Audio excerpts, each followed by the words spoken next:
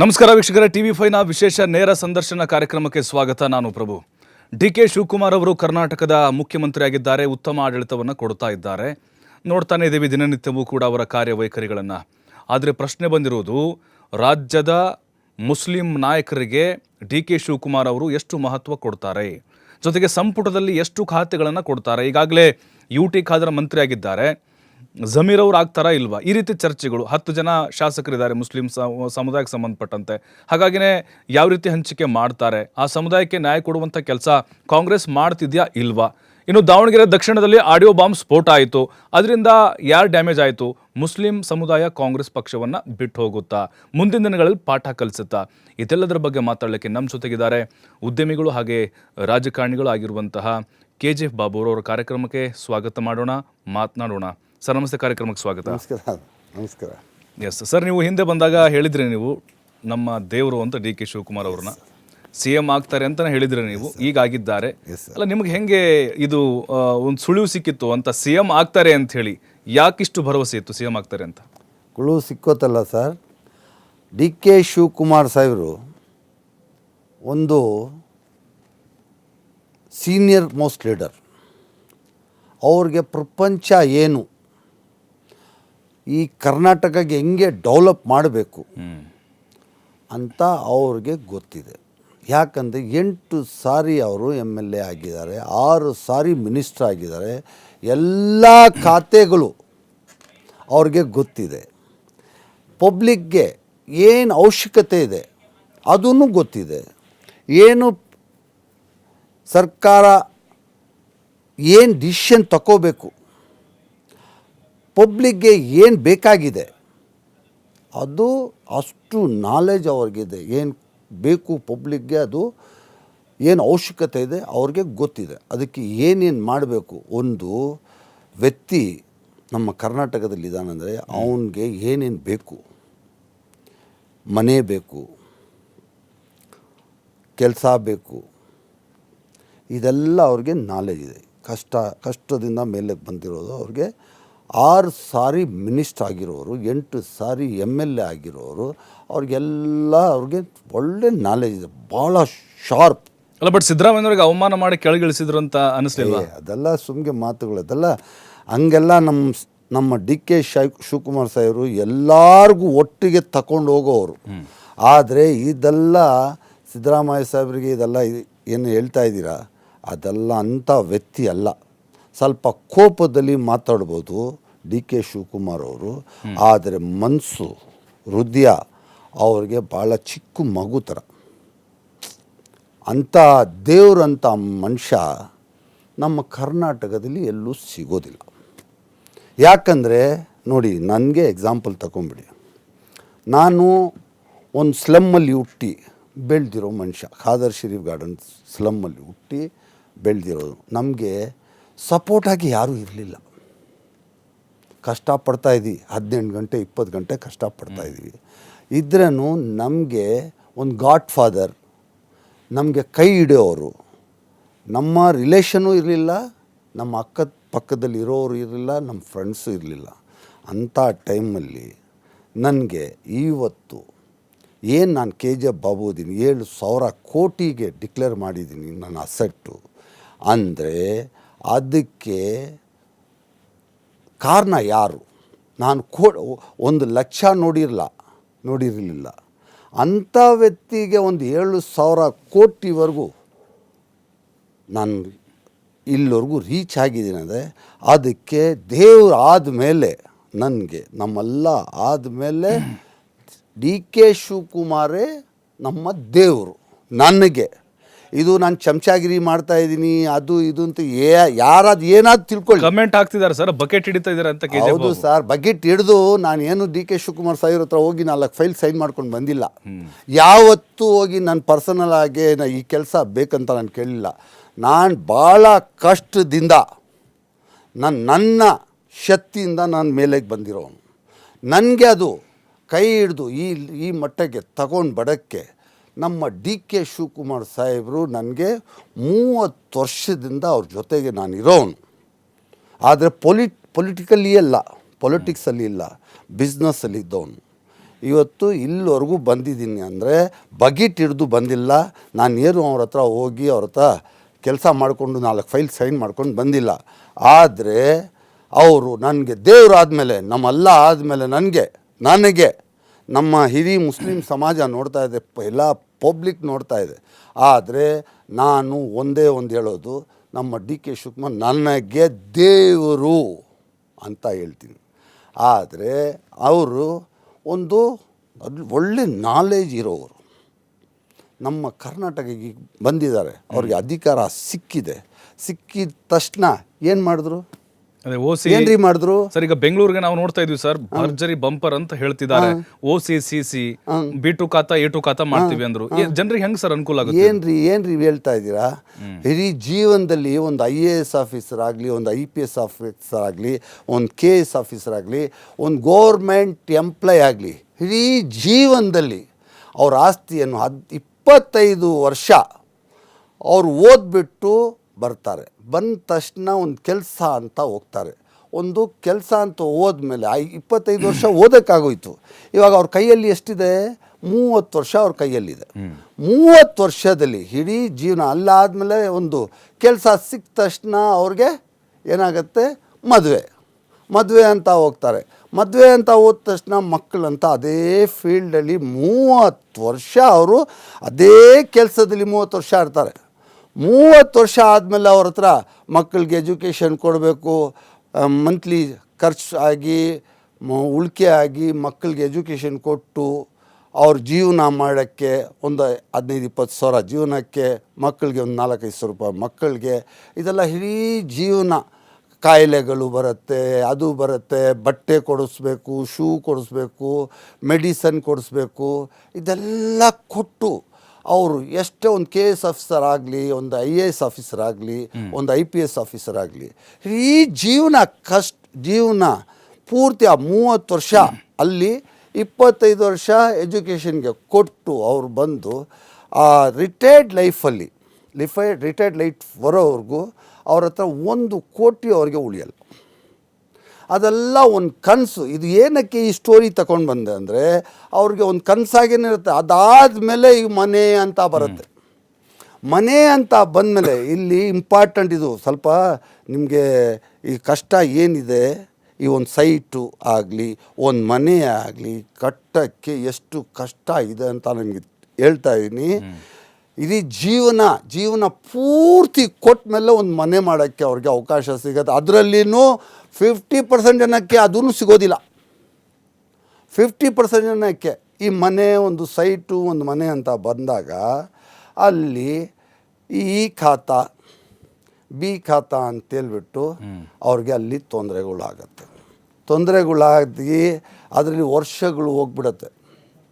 ಒಂದು ಈ OC CC ಅಂತ ಬಂದಾಗ OC CC ಇಲ್ಲ ಅಂತೇಳ್ಬಿಟ್ಟು ಎಷ್ಟೋ ಮನೆಗಳಲ್ಲಿ ಪವರ್ ಇಲ್ಲ, ಎಷ್ಟೋ ಮನೆಯಲ್ಲಿ ನೀರಿಲ್ಲ, ಎಷ್ಟೋ ಮನೆಯಲ್ಲಿ ಸ್ಯಾನಿಟ್ರಿ ಇಲ್ಲ ಅಂಥವರು ನಮ್ಮ ಡಿ ಕೆ ಶಿವಕುಮಾರ್ ನಮ್ಮ ದೇವರಿಗೆ ಫೋಟೋ ಇಟ್ಟು ಅದು ಪೂಜೆ ಮಾಡ್ತಾರ್ರೀ ಮನೆಗಳಲ್ಲಿ. ಏನು ತಿಳ್ಕೊಂಡಿದ್ದೀರಾ?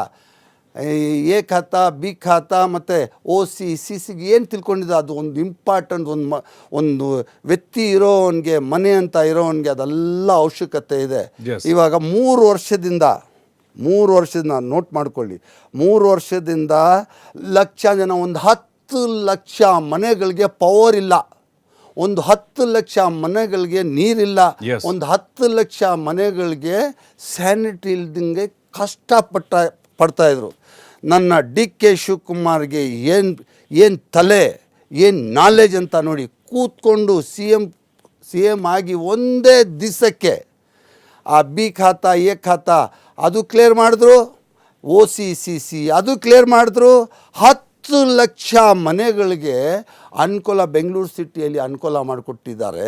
A ಖಾತಾ B ಖಾತಾ ಅಂತೇಳ್ಬಿಟ್ಟು ದುಡ್ಡುಗಳು ಕೊಟ್ಬಿಟ್ಟು, ಅಡ್ವಾನ್ಸ್ಗಳು ಕೊಟ್ಬಿಟ್ಟು, ರಿಜಿಸ್ಟರ್ ಆಗ್ದಂಗೆ ರಿಜಿಸ್ಟರ್ ಆಫೀಸ್ಗಳಿಗೆ ಹೋರಾಟ ಮಾಡಿ ಜನಗಳು ಟಯರ್ಡ್ ಆಗಿಬಿಟ್ಟಿದ್ದಾರೆ. ಅದು ಒಂದೇ ಸೆಕೆಂಡಲ್ಲಿ ಬಂದು ಕ್ಲಿಯರ್ ಮಾಡಿಬಿಟ್ಬಿಟ್ರು. ಅದು ಸೂಪರ್ ಶಾಟ್ ಅಂತಾರೆ, super shot. Correct. Historical moment ಅಂತ ಹೇಳ್ಬೋದು ಸರ್. ನಿಜ Yes, sir. ನೀವು ಹೇಳ್ತಾ ಇದ್ರಿ, ಎಷ್ಟೋ ಜನ ಈಗಲೂ CC OC ಮತ್ತೆ ಯಾವ್ದು ಎ ಖಾತ ಬಿ ಖಾತ ಇಲ್ಲದೆ ಪರದಾಡ್ತಿದ್ದಾರೆ. ಖಂಡಿತ ಅನುಕೂಲ ಆಗಿದೆ ಸರ್. Yes, sir. ಸರ್ ಇನ್ನೊಂದು ಆದ್ರೆ ಗ್ರೇಟ್ ಇಲ್ವಾ ನಮ್ CM ಸಾಹೇಬ್ರು? ಖಂಡಿತ ಒಪ್ಕೊಳ್ತೀವಿ ಸರ್, ಖಂಡಿತ ಒಪ್ಕೋಬೇಕು. ಒಪ್ಕೊಳ್ತೀವಿ, ಖಂಡಿತ.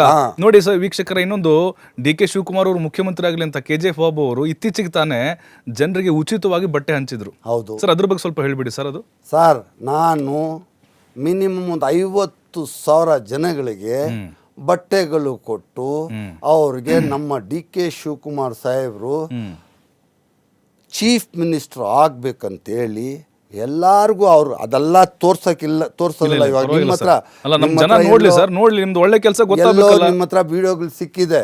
ನಾನು ಈ ಕೈಯಿಂದ ಏನಾದ್ರು ದಾನ ಧರ್ಮ ಮಾಡಿದ್ರೆ ಈ ಕೈ ಗೊತ್ತಾಗೋನಲ್ಲ. ಆದ್ರೆ ಈ ಕ್ಲಿಪ್ ಎಲ್ಲಿ ಸಿಕ್ಕಿದೆ ನನಗೇನು ಗೊತ್ತಿಲ್ಲ, ನನ್ಗೆ ಶಾಕ್ ಆಗೋಯ್ತು. ಇದ್ರೇನು ಒಂದು 50,000 ಜನಕ್ಕೆ ಬಟ್ಟೆ ಹಂಚಿದ್ದೀನಿ. ನಮ್ಮ ಅಜ್ಮೀರ ಶರೀಫಲ್ಲಿ ನಮಗೆ ಮುಸಲ್ಮಾನರಿಗೆ ಅದೇ ಒಂದು ದೊಡ್ಡ ಸ್ಥಾನ ಇಂಡಿಯಾದಲ್ಲಿ. ಅಲ್ಲಿ ಒಂದು 10,000 ಜನಕ್ಕೆ ಊಟ ಹಾಕಿ ಅವ್ರ ತಾಯಿ ಹೆಸರಲ್ಲಿ, ಅವ್ರ ತಂದೆ ಹೆಸರಲ್ಲಿ, ನಮ್ಮ DK ಶಿವಕುಮಾರ್ ಸಾಹೇಬ್ರ ಹೆಸರಲ್ಲಿ ನಾನು ಯಾರಿಗೂ ಗೊತ್ತಿಲ್ದಂಗೆ ಇದೆಲ್ಲ ಮಾಡಿದ್ದೀನಿ. ಈ ಕ್ಲಿಪ್ ಎಲ್ಲಿಂದ ಸಿಕ್ಕಿದೆ ಅದು ನನಗೆ ಗೊತ್ತಿಲ್ಲ. ನಿಜ ಇಲ್ಲ ಸರ್, ಅದು ಬಹಳ ವೈರಲ್ ಆಗ್ತಿದೆ ಸರ್. ಎಲ್ಲ KGF ಬಾಬು ಅವರು ಎತ್ತಿದ ಕೈ ಅವರು ದಾನ ಮಾಡೋದ್ರಲ್ಲಿ ನೋಡಿ ಬಟ್ಟೆ ಅಂದ್ರೆ DK ಶಿವಕುಮಾರ್ ಫ್ಯಾನ್ಸ್ ಅವರು ಎಲ್ಲ ಕಡೆಗಳು ಕೂಡ ಇದನ್ನ ಹೊಗಳ್ತಾ ಇದ್ರು. ಅದಕ್ಕೆ ಸರ್, ನನ್ನ ಹತ್ರ ಏನಿದೆ, ನನ್ನ ಹತ್ರ ಏನು ಪ್ರಾಪರ್ಟಿಗಳಿದೆ, ನನ್ನ ಹತ್ರ ಏನು ದುಡ್ಡಿದೆ, ಅದೆಲ್ಲ ಕೊಟ್ಟಿರೋ ನನಗೆ ಭಿಕ್ಷೆ ಹಾಕಿರೋ ದೇವರು ನಮ್ಮ DK ಶಿವಕುಮಾರ್. ನನಗೆ ಭಿಕ್ಷೆ ಹಾಕಿರೋದು. ಆದರೆ ಆ ಋಣದಲ್ಲೇ ಇದ್ದೀನಿ ನಾನು. ಇವತ್ತು ಅವ್ರ ಮುಂದೆ ಕೂತ್ಕೊಂಡು ಮಾತಾಡಲ್ಲ. ನಾನು ನಿಂತ್ಕೊಂಡಿದ್ರೆ ನನಗೆ ಕೂತ್ಕೊಳ್ಳೋ ಅಂತಾರೆ. ನಾನು ಕೂತ್ಕೊಂಡಿಲ್ಲ ಅಂದರೆ ಯಾಕೋ ನನಗೆ ಅವಮಾನ ಮಾಡ್ತೀಯಾ, ನೀನು ದೊಡ್ಡವನು, ನೀನು ಕೋಟೀಶ್ವರಕನೋ, ಕೂತ್ಕೊಳ್ಳೋ ಅಂತ ಬೈತಾರೆ ನನಗೆ. ಆದರೆ ಅದೇ ಪ್ರೀತಿ ಇವತ್ತು ಇದೆ, ನಾಳೆನೂ ಇರುತ್ತೆ. ನಾನು ಸಾಯೋವರೆಗೂ DK ಶಿವಕುಮಾರ್ ಯಾರಂದರೆ ನನ್ನ ಗಾಡ್ ಫಾದರ್, ನನಗೆ ದೇವ್ರು ಅಂತ ಹೇಳೋವನು ನಾನು ಒಬ್ಬನೇ ಕರ್ನಾಟಕದಲ್ಲಿ. ಎಸ್, ಓಕೆ, ನೀವು ಗಾಡ್ ಫಾದರ್ ಅಂತೀರಿ, ಅಲ್ಲ ಬಿಟ್ರೆ ಅಂತೀನಿ, ಗುರುಗಳು, ದೇವರು. ಅವ್ರು ಮುಖ್ಯಮಂತ್ರಿ ಆದ್ರು ಸರ್, ನೀವು MLA ಆಗೋದು ಯಾವಾಗ ಹೇಳಿ? ನನ್ನ MLA ಆಗತ್ತೋ ಇಲ್ಲೋ ಅದು ನನಗೆ ಹಣೆ ಬರ ಇದ್ರೆ MLA ಆಗ್ತೀನಿ. ಇಲ್ಲ ಅಂದ್ರೇನು DK ಶಿವಕುಮಾರ್ ಸಾಹೇಬರು CM ಆಗಿ ನಮ್ಮ ಜನಕ್ಕೆ, ನಮ್ಮ ಎಲ್ಲ ಸಮುದಾಯಕ್ಕೆ, ಎಲ್ಲ ಜಾತಿದವ್ರಿಗೆ, ಹಿಂದೂಗೆ, ಮುಸ್ಲಿಮ್ಗೆ, ಕ್ರಿಶ್ಚಿಯನ್ಗೆ ಎಲ್ಲರಿಗೂ ಜೊತೆಗೆ ತಗೊಂಡೋಗೋ ವ್ಯಕ್ತಿ ನಮ್ಮ DK ಶಿವಕುಮಾರ್. ಅದು ನಾನು ಹೇಳಿ ಹೊಗಳ್ಕೊಳ್ಳೋದು ಏನಿಲ್ಲ. ನಾನು ಅಲ್ಲಿ ಶಿವರಿಂಗ್ ಹೋಗಿದ್ದೆ, ಅಲ್ಲಿ ಹೋಗಿ ಆ ಗವರ್ನರ್ಸಲ್ಲಿ ಕೂತ್ಕೊಂಡಿದ್ದೆ. ಆಟೋಮೆಟಿಕ್ ಆಗಿ ಸಾಹೇಬ್ರಲ್ಲಿ ಇದು ತಗೊಳ್ತಾ ಇದ್ರು, ಪ್ರಮಾಣ ವಚನ ತಗೊಳ್ತಾ ಇದ್ರು. ತಗೊಳ್ಳೋ ಕಣ್ಣಲ್ಲಿ ಸರ್ರ ಅಂತ ನೀರು ಬಂದ್ಬಿಡ್ತು. ಎಲ್ಲ ಮೀಡಿಯಾದಲ್ಲಿ ಬಂದಿದೆ ನೋಡಿ, ಅದು ಕಣ್ಣಲ್ಲಿ ನೀರು ಬಂದ್ಬಿಡ್ತು. ಅದೇನು ಒಳಗಡೆಯಿಂದ ಬಂದಿರೋದು. ನಾನು ಯಾರಿಗೂ ಶೋ ಕೊಡೋನಲ್ಲ, ನಾನು ಹೇಳ್ಕೊಳೋನಲ್ಲ.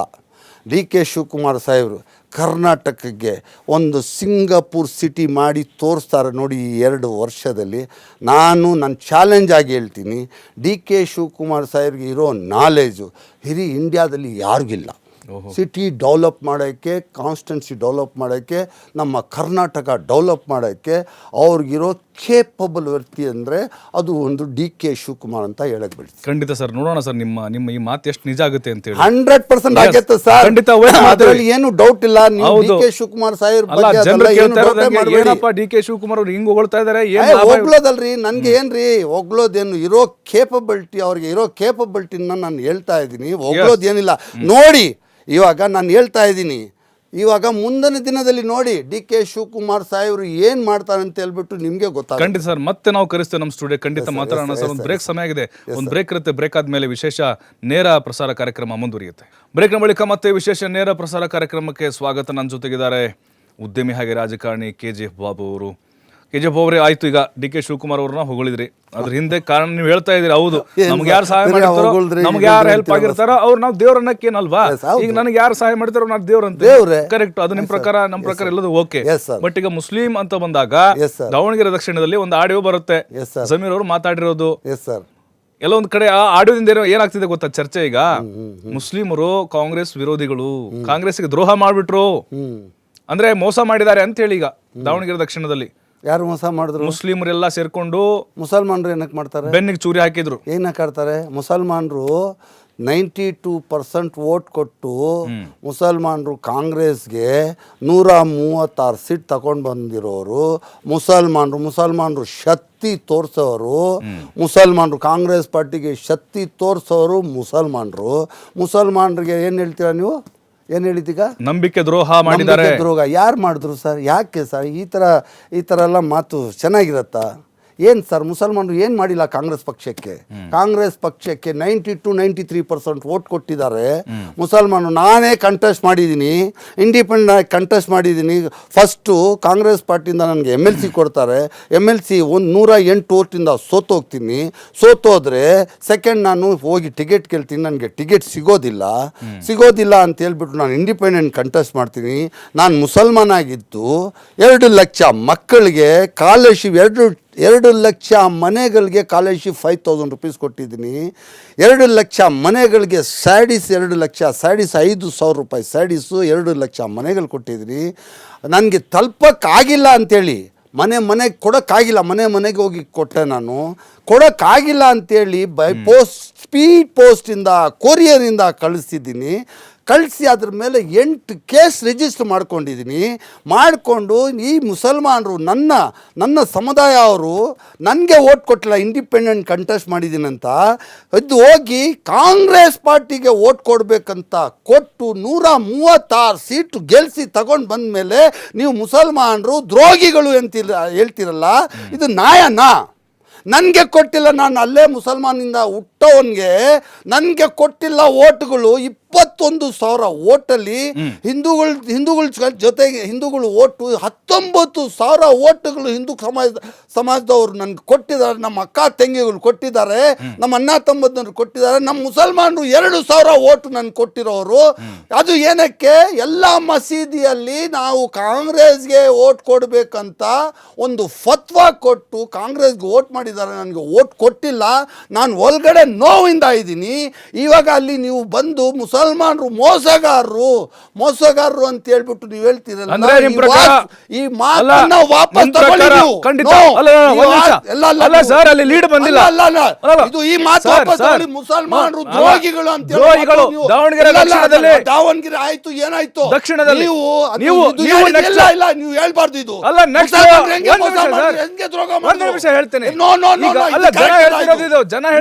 ನೀವು ನನಗೆ ಕರೆಸಿ ನನಗೆ ಅವಮಾನ ಮಾಡಿ ಖಂಡಿತ ಇಲ್ಲ ಸರ್. ಒಂದು ನಿಮಿಷ, ಸಮುದಾಯ ಅವಮಾನ ಮಾಡೋ ಉದ್ದೇಶ ಇಲ್ಲ ಸರ್. ಮಾತಾಡಿದ್ದಾರೆ ಅಂತ ಸರ್, ಆಡಿಯೋದಲ್ಲಿ ಮಾತಾಡಿದ್ದಾರೆ, ಸಮರ್ಥನೆ ಓಟ್ ಹಾಕ್ಬೇಡಿ ಅಂತ ಹೇಳಿದಾರೆ. ಒಳ್ಳೆ ಕೆಲಸನ ಇದು ಅಲ್ಲಲ್ಲ. ಮುಸಲ್ಮಾನರು ಹೆಂಗೆ ದ್ರೋಹಿ ಆಗ್ತಾರೆ? ಇವಾಗ ಏನ್ ವಿಷಯಕ್ಕೆ ಮುಸಲ್ಮಾನರು ದ್ರೋಹಿ ಆಗ್ತಾರೆ? ಈಗ ಜಮೀರ್ ಅವರು ಆಡಿಯೋದಲ್ಲಿ ಮಾತಾಡಿದ್ದಾರೆ ಅಂತ ಹೇಳಿ. ಜಮೀರ್ ಅವರು ಮಾತಾಡಿದ್ದಾರೆ ಅಂದ್ರೆ ಅದು ಜಮೀರ್ ಅಹಮದ್ ಮಾತಾಡಿದಾರೋ ಇಲ್ವೋ ಅದು ಯಾರು ಗೊತ್ತು? ಅದು FICL ರಿಪೋರ್ಟ್ ತಗೋಬೇಕು. ಆದ್ರೆ ಮುಸಲ್ಮಾನರು ಅವ್ರ ಜೊತೆಗಿದಾರ?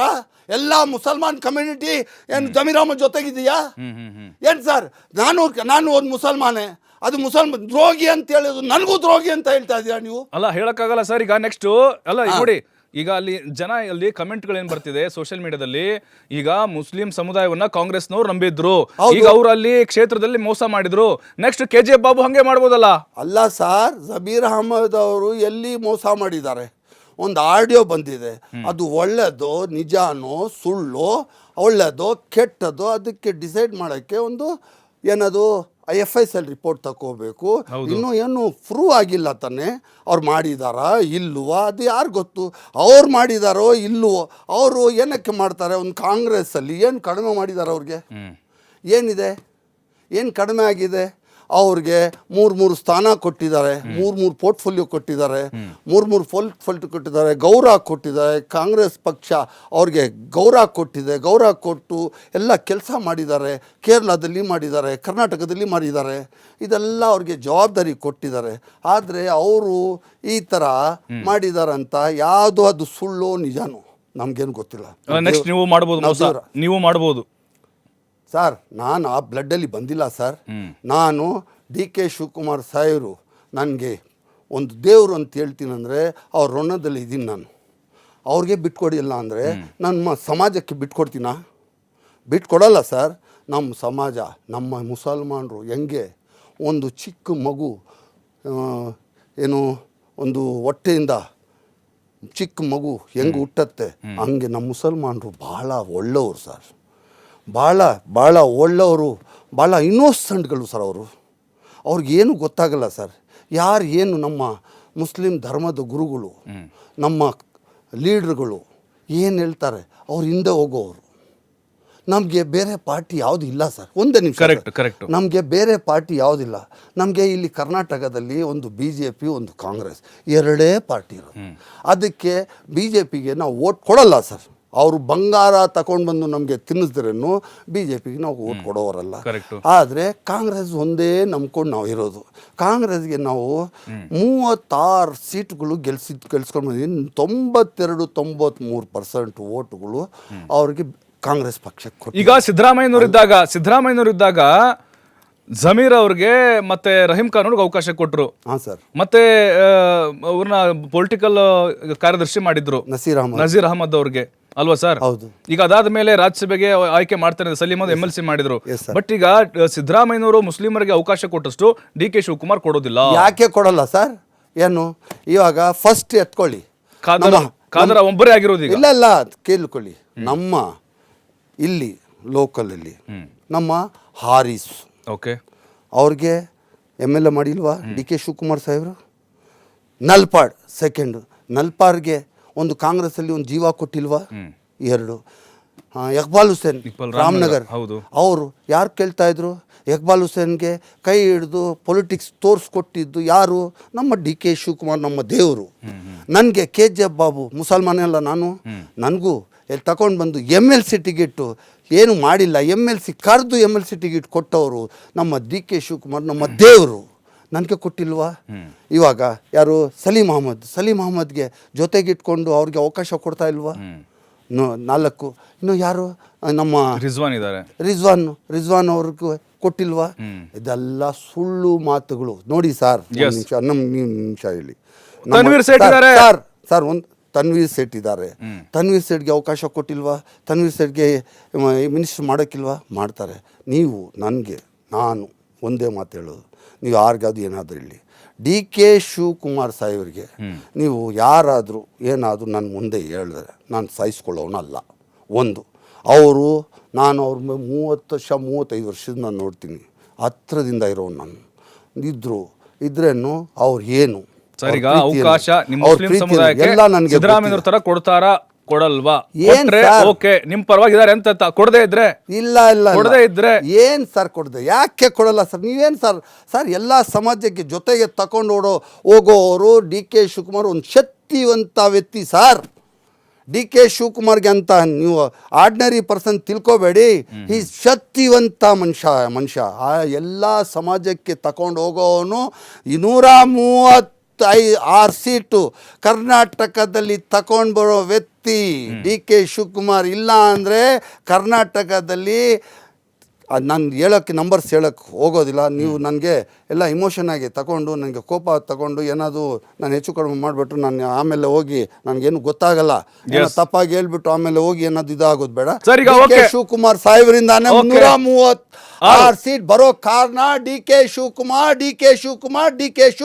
ಎಸ್ ಸರ್, ಒಪ್ಕೊಳ್ತೀವಿ, ಖಂಡಿತ ಒಪ್ಕೊಳ್ತೀವಿ. ಈಗ 10 ಜನ ಇದ್ದಾರೆ ಕಾಂಗ್ರೆಸ್ ಇಂದ MLA ಅಲ್ವಾ ಸರ್? ಶಿಗ್ಗಾಂಯಲ್ಲಿ ಯಸೀರ್ ಖಾನ್ ಇದ್ದಾರೆ, ರಹೀಂ ಖಾನ್ ಇದ್ದಾರೆ, ಇಲ್ಲಿ ತನ್ವೀರ್ ಸೇಠ್ ಇದ್ದಾರೆ, ಸಲೀಂ MLC ಆಗಿದ್ದಾರೆ, ಇಕ್ಬಾಲ್ ಹುಸೇನ್ ಇದ್ದಾರೆ, ಈ ರಿಜಾನ್ ಅರ್ಷದ್ ಇದ್ದಾರೆ, ಒಂದು 10 ಜನ ಹ್ಯಾರಿಸ್ ಎಲ್ಲ ಇಟ್ಕೊಂಡು 10 ಜನ. ಈಗ ಎಷ್ಟು ಸರ್ 10 ಜನರಲ್ಲಿ ಎಷ್ಟು ಕೊಡಬೇಕು? 10 ಜನದಲ್ಲಿ ಇವಾಗ ಫಸ್ಟ್ ಲಾಸ್ಟ್ 3 ಇಯರ್ಸಲ್ಲಿ ಫಸ್ಟ್ ಏನು ಮಾಡಿದ್ರು? ನಮ್ಮ ಜಮೀರ್ ಅಹಮದ್ ಅವರು ಕೊಟ್ಟರು, ನಂಬರ್ 1. ನಂಬರ್ 2 ರಹೀಂ ಖಾನ್ ಕೊಟ್ಟರು, 2 ಮಿನಿಸ್ಟ್ರು. 3ನೇದು UT ಖಾದರ್ ಅವ್ರಿಗೆ ಸ್ಪೀಕರ್ ಮಾಡಿದ್ರು.